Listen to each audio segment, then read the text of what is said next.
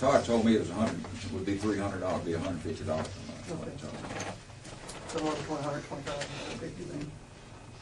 Well, they have a lot of activities going on at that park. I make a motion in favor to. We have a motion to pick up the cost of the dumpsters for April and May. Do I hear a second? Second. All right. Any further discussion? All in favor, say aye. Yeah. Do you know if the park's going to be built, or how they going to handle it? You know? Don't know. I think they're going to build it through the park now. Permit payment back here. But if they do, if they'll just, since we've agreed to pay it, if they'll just send us the invoice in or whatever they get, then we can cut them a check for it. I'm assuming Hicks Disposal Services probably won't do that. I think so. Okay. You have a request before you from DHR to help with an indigent burial. I'll make that motion. I second. Is there any discussion on that? All right, all in favor, say aye. Okay, I think everybody knows that Scottsboro City is undergoing a renovation of the old city hall and going to make a jail. I'm going to build a new jail with it. So they have asked us to allow them to house their inmates in the county jail while this construction is going on.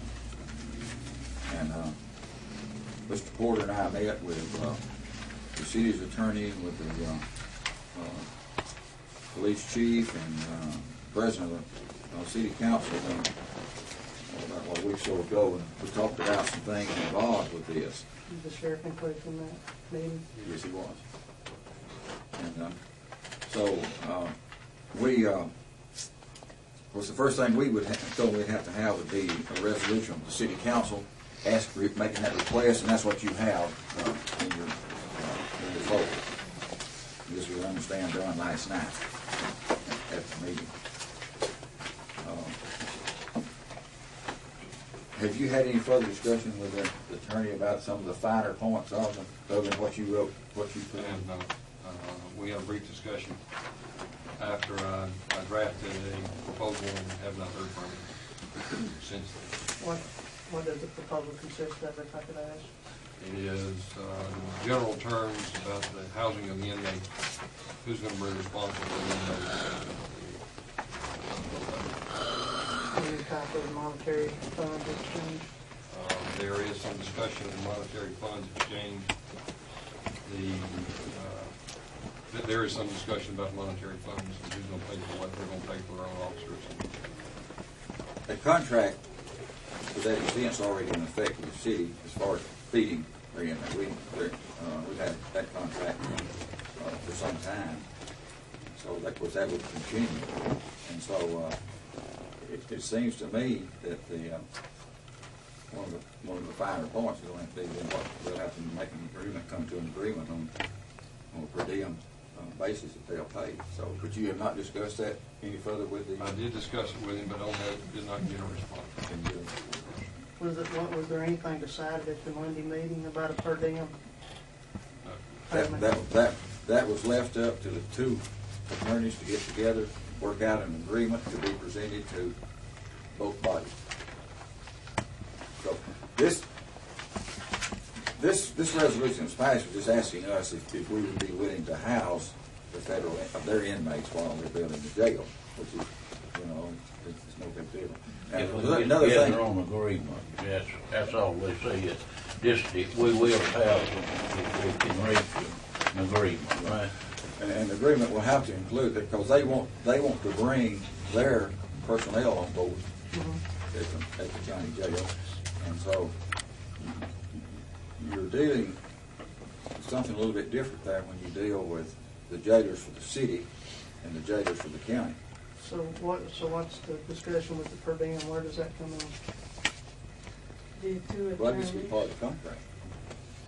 Yes, but this commission has to approve it, so I'd like to know why it's being discussed and who brought it up, because I was of the understanding that the sheriff and the police chief and everybody got together and there was no per diem discussed.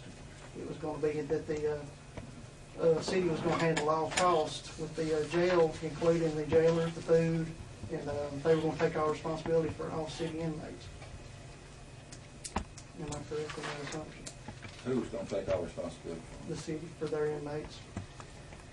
Well, I think that's right, and just getting butting in, and with them covering all costs, that is where the per diem rate comes in, is covering all costs, because there are a lot more costs to housing inmates just than meals. So what's the sheriff's take on this? Has anybody asked him? you mean, is he a party against it? No. What does he feel? I mean, he's the one that got the, He's at the meeting, wasn't he's got the responsibility of running the jail.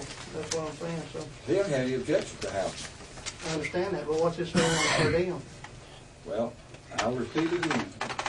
That's to be decided on and brought to the commission by he? the two attorneys.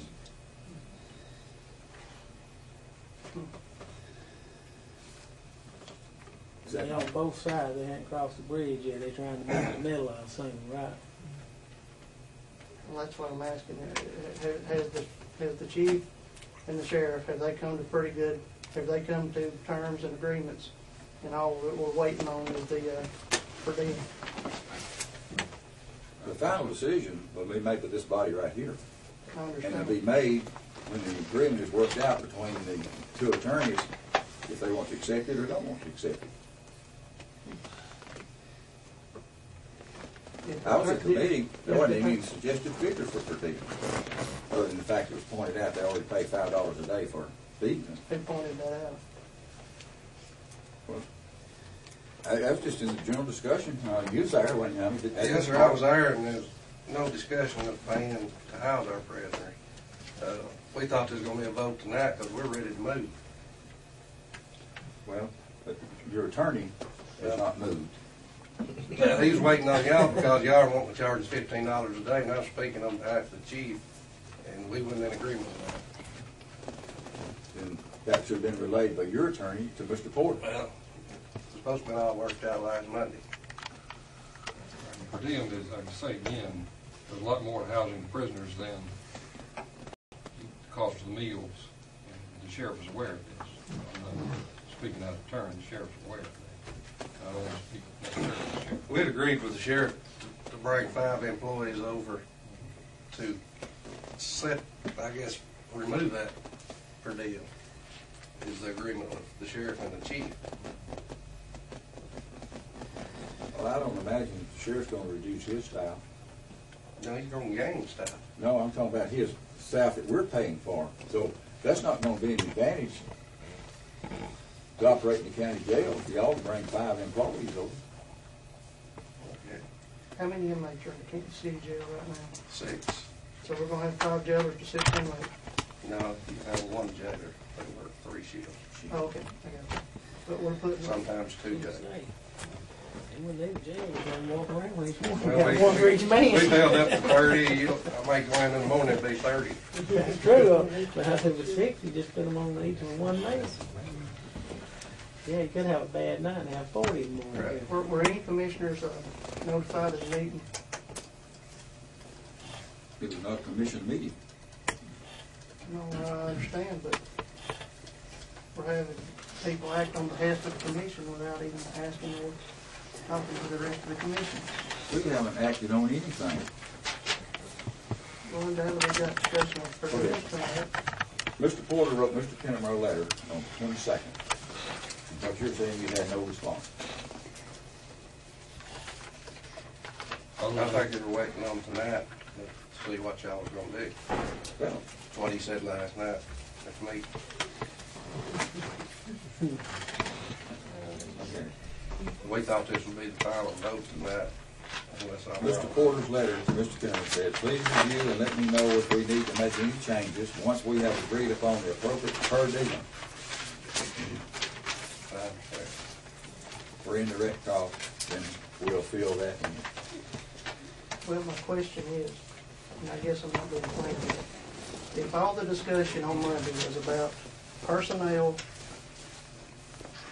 and moving, and no per diem